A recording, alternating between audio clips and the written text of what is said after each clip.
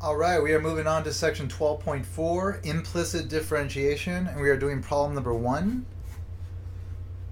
So we have x squared plus 4y squared equals 4, and we're supposed to find dy dx. Okay, so the first thing we do is we take the derivative of the first term, which is 2x, plus the derivative of the second term with respect to x.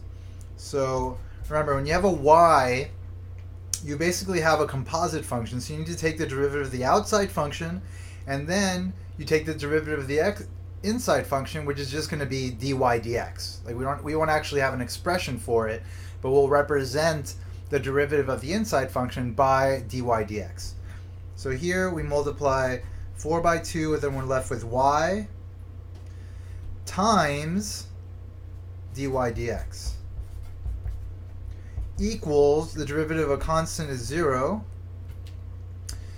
Okay, so now we want to gather the terms with dy dx on one side and gather the terms without dy dx on the other side. So we're going to subtract 2x from both sides, and then we're going to be left with 8y dy dx equals negative 2x.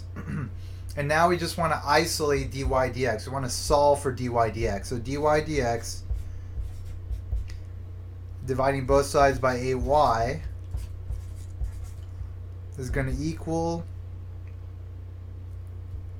negative x over 4y. And there you have it. That is the derivative.